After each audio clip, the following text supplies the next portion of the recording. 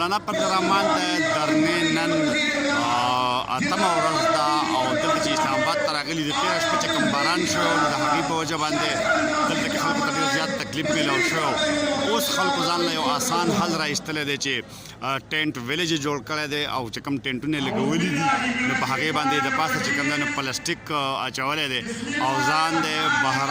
باران نه د حفاظت لپاره چې کوم دی نو خلکو دغه طریقه اختیار کړې ده چې دلته اوس باقاعده یو ټینټ ویلیج تاسو ته په نظر راځي. ټینټونه لګېدلي دي او مسلسل چې کوم دی نو خلک چې کوم دی ځان له د باران نه د بچېدو لپاره د حفاظت لپاره اقدامات کوي. دا د ټینټ ویلیج چې کوم دی نو یو بل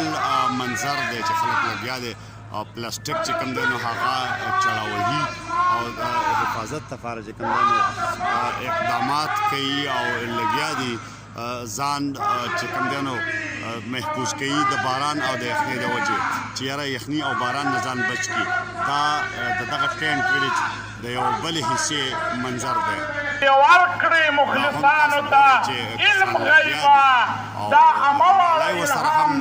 وباسي چې کومې اوبه د دې ټینټونو ته ننوځي د هغې دپاره چې کوم دی نو بندوبست وشي هغه اوبه چې کوم دی هغه بهر ته وباسي. دا لګیا دی محنت کوي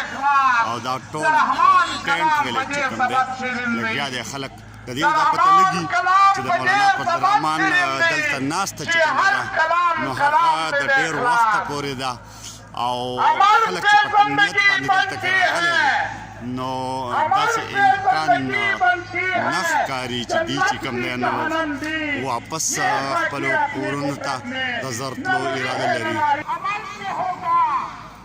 دا یو بل منظر هم د دغه سلسلې او ورسره چې کوم دی نو دا یو بل منظر دی چې خلک چې کوم دی نو اوس د هغه څیز نه وتي دي چې ځان له صرف د سوري دپاره چې کوم دی نو انتظام کړی بلکې اوس د سوري سره چې کوم دی